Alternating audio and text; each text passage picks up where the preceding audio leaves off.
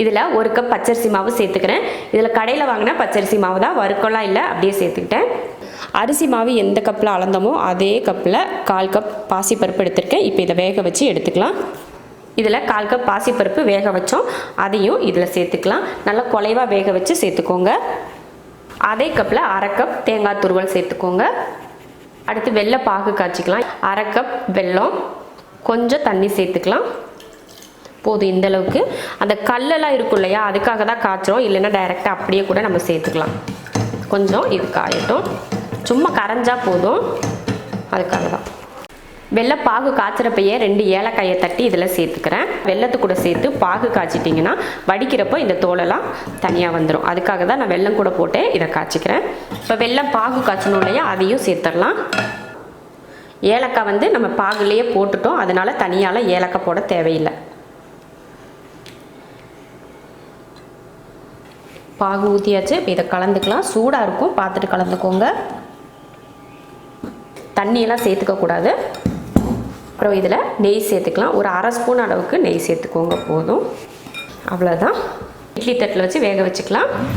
தட்டில் கொஞ்சம் நெய்யோ இல்லைன்னா எண்ணெயோ தடவிக்கோங்க. அப்படியே நம்ம கையிலையும் லைட்டாக அப்படி தேய்ச்சிக்கோங்க. அப்போ ஈஸியாக இருக்கும். நம்ம கையில் அந்த மாவு ஒட்டாது, அதனால் தடவியாச்சு. இப்போ மாவு பிடிச்சிக்கலாம். இந்த அளவுக்கு கையில் கொஞ்சம் மாவு எடுத்துக்கோங்க. உருண்டை பிடிச்சிக்கோங்க. உருண்டை பிடிக்கணும் இந்த மாதிரி நம்ம விரலை வச்சு இப்படி அழுத்தினோம்னா நம்ம விரலோட அச்சு இதில் இருக்கணும். அந்த மாதிரி பிடிச்சிக்கோங்க. இந்த மாதிரி பிடிச்சி வச்சுக்கோங்க. ஒவ்வொரு இதுலேயும் இப்படி பிடிச்சாலே போதும். பாருங்கள், இப்படி வச்சுருங்க. வெறும் மாவாக சாப்பிட்டாலே சூப்பராக இருக்குது. இப்போ நான் சாப்பிட்டு பார்த்தேன், ரொம்ப சூப்பராக இருந்துச்சு அந்த வெறும் மாவே. இது இந்த மாதிரி விசேஷ நாட்களுக்கு மட்டும்தான் பண்ணணும் அப்படின்லாம் இல்லை. நம்ம ஏதாவது ஒரு ஸ்நாக்ஸ் தேவைப்படும், நம்ம ஸ்நாக்ஸ் ஏதாவது செஞ்சு சாப்பிடணும் அப்படின்னு நினைக்கிற நேரத்தில் இது மாதிரி செஞ்சு கூட சாப்பிட்லாம். ரொம்ப நல்லாயிருக்கும். வெறும் மாவாக கூட சாப்பிட்டாலே ரொம்ப டேஸ்ட்டாக தான் இருக்குது. கொழுக்கட்டை பிடிச்சி வச்சாச்சு. இதை வேக வச்சிடலாம். இட்லி சட்டியில் ஒரு செம்பு தண்ணி ஊற்றி, தண்ணி கொதிக்க ஆரம்பிச்சிருச்சு. அதில் நம்ம கொழுக்கட்டை உருட்டணும் இல்லையா, அதை தூக்கி இதுக்குள்ளே வச்சிடலாம். 8லேருந்து ஒரு 10 நிமிஷம் வரைக்கும் வேகட்டும். மூடி வச்சிடலாம். இப்போ 8 நிமிஷம் ஆச்சு. இப்போ எடுத்துடலாம். அடுப்பை ஆஃப் பண்ணிடலாம். நல்லா வெந்துருச்சு. பாருங்கள் எவ்வளோ சாஃப்டாக, ரொம்ப சாஃப்டாக இருக்குது. அவ்வளோதான். இது போல் பிடி கொழுக்கட்டை செஞ்சுட்டு மீதி ஆகிற கொஞ்சம் மாவில் இது போல் பூரண கொழுக்கட்டையும் செஞ்சுக்கோங்க. இதுக்குள்ளே வைக்கிற பூரணம் அடுத்த வீடியோவில் நான் போடுறேன். ரொம்ப சூப்பராக இருக்கும்.